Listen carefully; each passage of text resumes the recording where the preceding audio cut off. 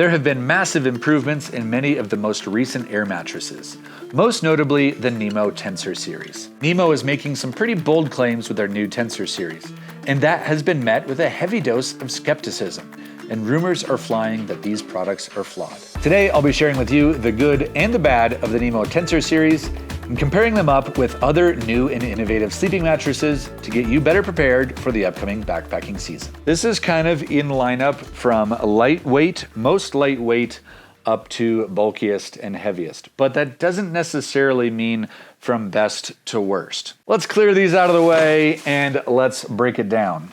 First up, I want to talk about the Nemo Tensor All-Season mattress. Between this bad boy and the brand new Nemo Tensor Extreme, Nemo has come out with some pretty big advancements in the sleeping mattress world. They have massively increased the R value while actually somehow shaving weight.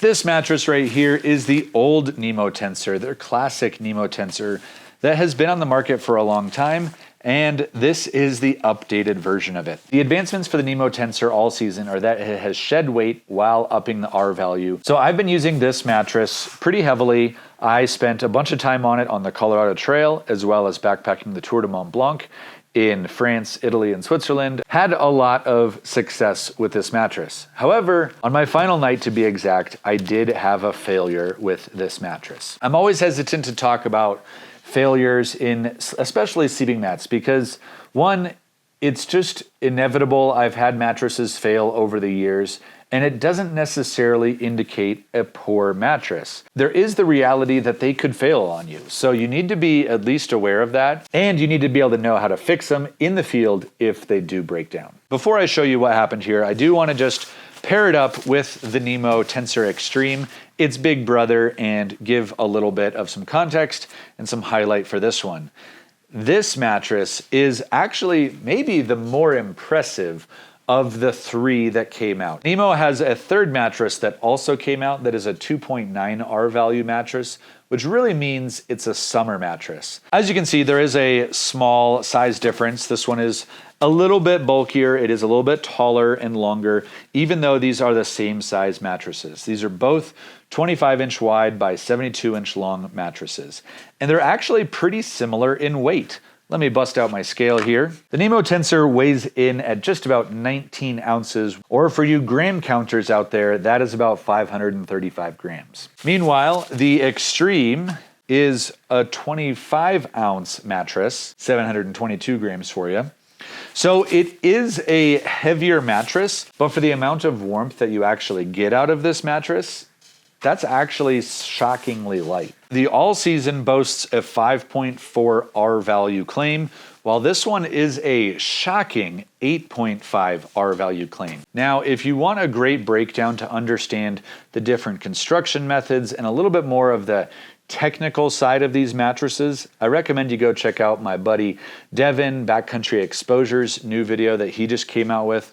It's very helpful for truly breaking down these two mattresses, as well as the third in the lineup. Because I am not a fan of these really lightweight mattresses that have really low R values that are great for summertime, but if you really want to have a full range of use, that's just not quite warm enough in my opinion. I didn't even get that one to compare it with the rest of these. Now, here's where some of the controversy comes in. This mattress here, this 8.5 R value mattress, this has quite a bit of discussion going on in the interwebs world. Now, Justin Outdoors has also been using this one extensively. He's used it quite a bit in some very cold weather. He has claimed that there are, or can be at least, some cold spots. And I think that that put the internet on edge a bit as to maybe say that these aren't valuable or these aren't good mattresses, because in one of my recent videos in which I talked about how I enjoyed this, a lot of people chimed in. So I took another trip after that to do some further testing in which I didn't even bring a tent. I purposefully didn't bring anything that would go under the mattress, anything that would alter my testing or my experience. I think that there is some credence to the idea that there are cold spots in this mattress. However, for me, it wasn't hugely problematic. It was something I noticed that I did have one spot around my butt that just seemed colder than the other spots in the mattress. And apparently what can happen is the film layers inside the mattress that create the insulation barriers, that create those air gaps, can actually stick together. And maybe that happened, I don't really know. It could just be that my butt is where the vast majority of my mass is, if you will, and therefore it just sank lower and created a cold spot. That can happen with any air mattress, whether or not there's a problem or not. I still think this is the warmest air mattress I've ever used, and if I'm gonna be doing cold weather camping, I absolutely am going to choose this air mattress. For comparison, I have also used the Sea to Summit Ultralight XT Extreme, and I mean, just look at the size differences here. This is kind of crazy to me that these are relatively speaking in the same category. According to Sea to Summit's website, this is a 6.2 R-value mattress. This is going to take up a lot of your backpack. So for me, that kind of rules this mattress out. This is a truly warm mattress, the warmest I've ever used. And at the size and weight, to me, that's pretty mind-blowing accomplishment that what Nemo has done. One of my current favorite air mattresses on the market is from Zenbivy. This is the Light mattress, and I have used this pretty extensively over the last couple of years. And this is a R5 air value. This is an R5 R value mattress, and you can see that there is a pretty big difference in bulk. So I think that even aside from the R value and the weight, the bulk is what is really pretty impressive that Nemo has done. These are comparably weighted. This is 5.4, this is 5 on the R value scale, and it is quite a bit more slender. I actually find that because of the way that this is put together, this is still a more comfortable mattress to me. So if I'm truly choosing between which ones that I want to take, it's kind of a toss-up for me because while in one hand I love the size of this, I definitely prefer the size, this one I just get a little bit better sleep on. But Zenbivy has also come out with another brand new mattress, and this is a ultralight air mattress that, as you can see, is a significantly smaller mattress. Now, just for context, everything here is a 25-inch wide by 72-inch long air mattress. I am about to take this one out for its first test run actually in just 3 days, and I'm very excited to see what this can do. But just from Zenbivy's advancements in how they have knocked down some significant bulk, to me, I'm really excited to see if this one can hold up and be as comfortable as the Light mattress is. These are pretty similar. This one, the Zenbivy, is just the tiniest bit narrower and longer, but otherwise they take up about the same amount of space and they weigh just about the same. I believe the R value on the Zenbivy mattress is coming in a little bit under 5, like 4.8, I believe. For additional comparison, this is another classic for me, the Big Agnes Rapide SL. And again, you can see how much smaller and less bulky these mattresses are. This mattress is also less than 5 in the R value scale, so this is quite a bit warmer than this one. However, once again, the Rapide, where it still has a place in my heart, is that it is a truly comfortable mattress. Because it is now just almost twice as bulky, to me, it's going to be harder to justify taking it. I do really want to show you what happened to this mattress because I think that it is a failure that to me is fairly surprising. On my last night on the Tour de Mont Blanc, it was doing that thing where it will hold air, but you lay on it and you sleep on it for about 30 to 45 minutes, and then you'll wake up and you're touching the ground. So that meant that I had a slow leak. And sometimes these slow leaks are really hard to pinpoint where the problem is. I have found the problem. I've got it circled here. I don't even think it's a slice created by something sharp like a knife or a branch or a thorn. One night it worked perfectly fine, and the next night there was just a hole there. I'm kind of mystified as to how that actually happened. But you know what? There is a fix, and we're gonna tackle that right here, right now. With the mattress comes a patch kit. I'm actually opening up Nemo's included patch kit for the first time, and I'm actually fairly surprised at what they include.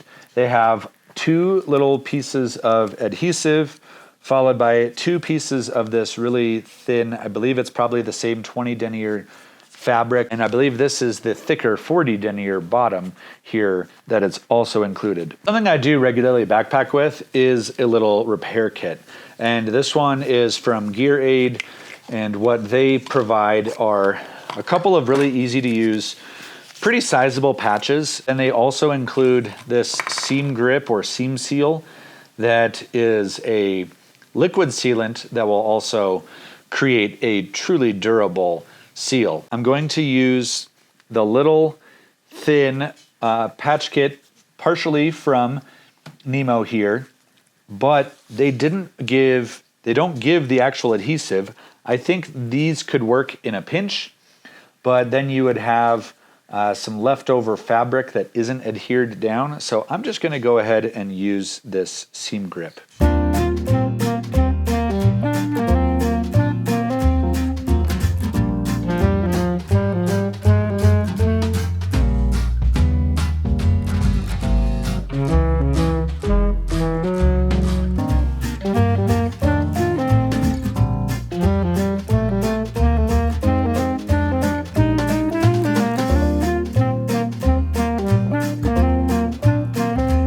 That was a little bit of an adventure.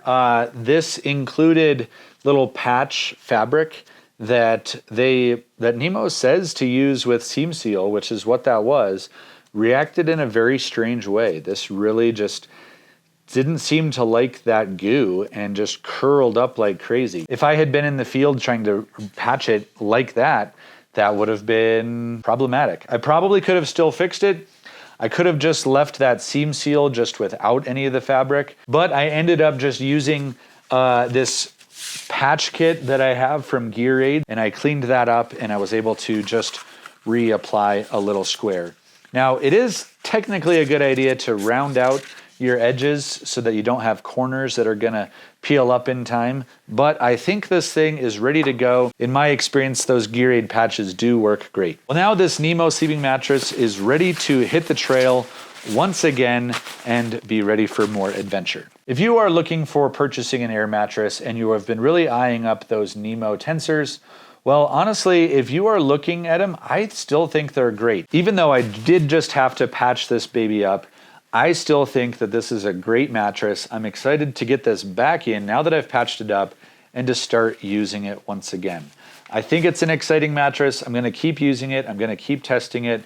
But the early results on this new Tensor line for me are pretty positive. I just had a question come in just right before filming this on if this would be a suitable mattress to get for year-round use.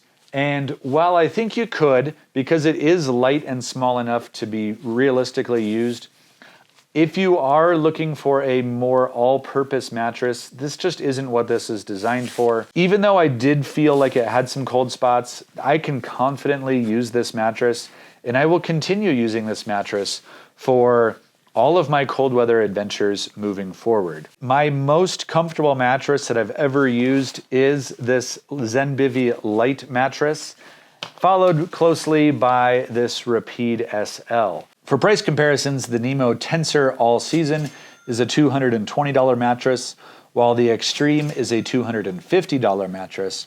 To compare, the Sea to Summit Ultralight Extreme is a $240 mattress, while the Zenbivy Light mattress comes in as the lowest cost mattress of them all at $170, followed by the Rapide SL from Big Agnes at $199.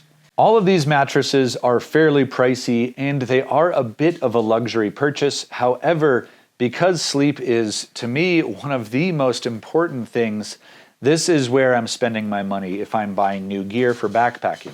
Before I buy the fancier backpack or before I buy even the fancier sleeping bag, I'm spending money on a good quality air mattress. So I hope you found this video helpful and informative. I hope this also just helped give you some information so that you can make the right decision for what mattresses you are looking to buy this next coming year. If you have any questions about any of the gear involved, please hit me up in the comments below. I'd love to help you out. And thanks so much for watching. I'm Eric Hansen.